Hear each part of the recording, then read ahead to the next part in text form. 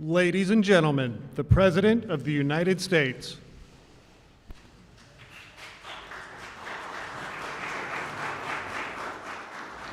Thank you. Well, thank you very much. Please. Very nice. Thank you. Big day. It's my pleasure to welcome you all to the beautiful, great White House and to host this magnificent showcase of America's incredible small businesses. I just got to witness some beautiful product. Today we received outstanding news from all over our country, really. The United States economy has added almost 5 million new jobs in the month of June. That's shattering all expectations and shattering all records, historic records. History of our country, we've never added anywhere near that.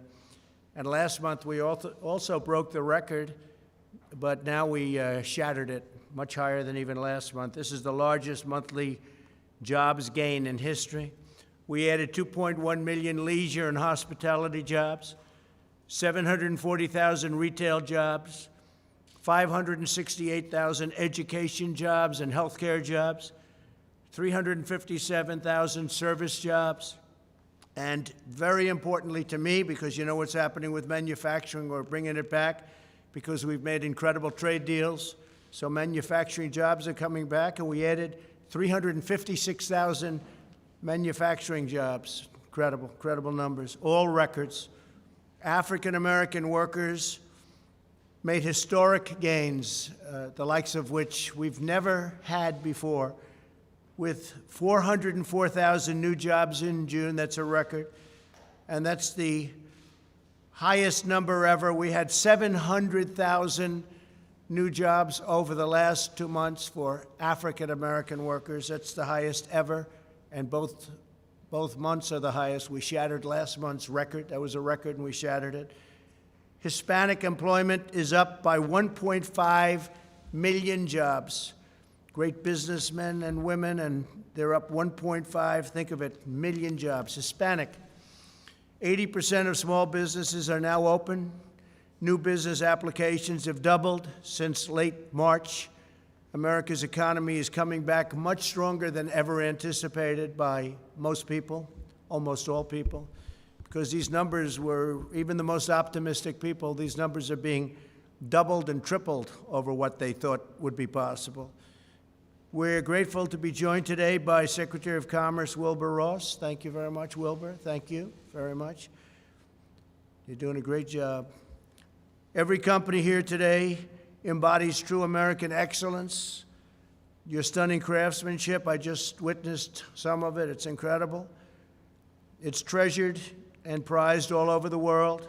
The product you make is like none other. And your spirit for America and the greatness of our country is unrivaled. With us are workers who make decorative American flags from Virginia, fly fishing reels from Florida, grills from Illinois, pies from North Carolina look very good to me, coffee from Oklahoma, ice cream from Maryland, and sunscreen and baseball bats from Texas.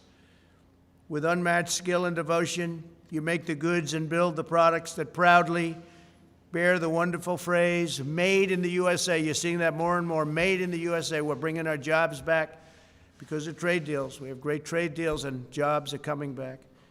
And we have a lot of great trade deals right now under negotiation. We got to get them done as quickly as possible. The small businesses represented in this room continue a great and noble American heritage. You're entrepreneurs, artisans, creators, craftsmen who forged your own path, made your own products, and provide good-paying jobs for our citizens. Incredible jobs, incredible people, and they truly are artisans. And you're doing it all with American hands, American heart, and American pride. Several of these companies are entirely veteran-owned and operated. Especially as we approach Independence Day, I want to thank the courageous men and women who've served their country in uniform. We vow to honor your sacrifice by forever defending the rights, freedoms, and principles you risk your entire life to defend. Following the arrival of the plague from China, that's what it is. It's a plague, and it should have never happened. China should have never let that happen. But China did allow it to happen. We had just signed a brand new trade deal, and the ink wasn't even dry when this came over. But we raced into action to save our nation's small businesses. We passed over $3 trillion in historic relief measures. $3 trillion, think of that. Including over $670 billion for the Paycheck Protection Program, a tremendous success, as you can see by the numbers, to keep small business workers on the payroll. I signed a bill providing federally funded paid sick leave and paid family leave for American workers, things that have never been done. We're allowing businesses to defer paying their income tax, and we expanded tax refunds very substantially. Thanks to our efforts and the incredible resilience of our nation's small businesses, and I really think we can add the foundation that we built. We built the greatest economy ever built. And that foundation was so strong that instead of coming weakly back or going in the other direction, because this is coming back and we haven't totally succeeded yet, we will soon, but we haven't killed all of the virus yet.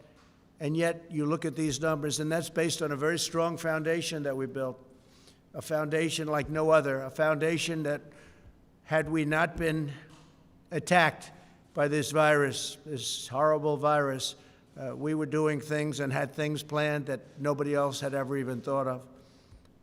Paying off debt, building numbers, the likes of which nobody's seen. And yet next year we'll be in a position where I believe, in a certain respect, I think we'll even be stronger than we would have been because of what we're doing. But only that strong foundation allowed us to be up here today talking about these record-setting job numbers and other numbers that we're producing. Because America's economy is now roaring back to life like nobody's ever seen before. Nobody's ever seen numbers like this. In May, retail sales surged by nearly 18%. That's a record. We recently saw the best 50-day increase in the history of the stock market. So we had 50 days, go back a couple of weeks, we had 50 days, the likes of which we've never had in the history of the stock market, which to me means jobs. And it's lifting up 401ks and retirement savings for American workers. We're doing numbers like nobody's ever seen before. Take a look at 401ks. In a pandemic, we're almost even with where we were before the pandemic started, and nobody would have said that was possible, nobody at all. We built the greatest economy in the history of the world, and we are now doing it again.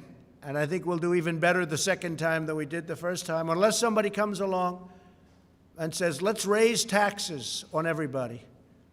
And they're raising taxes not only on corporations, they'll just go to another country and they'll do just fine, but they're raising taxes on people and middle-income people, and they're losing jobs. So you can't allow that to happen. That will be, all of this incredible job that we've done will go down like that.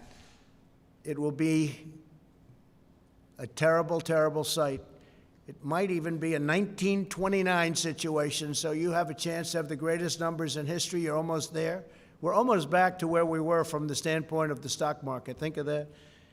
But you'll have a crash like you've never seen before. You put the wrong person in office, you'll see things that you would not have believed are possible.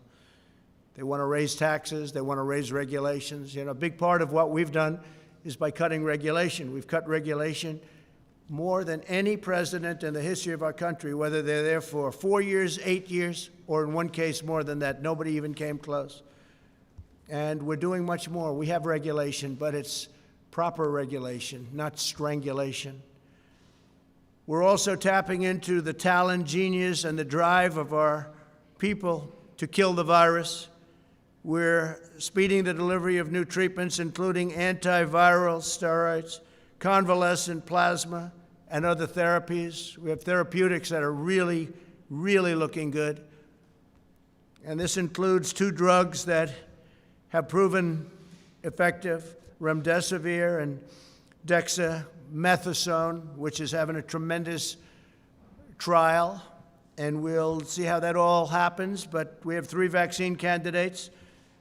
We've had many more, but 3 are really, really looking good, and I think you're going to have an answer to that very soon. 3 vaccine candidates are now in trial, with 3 more to start very shortly. These are all great companies. They've had tremendous success with other problems in the past.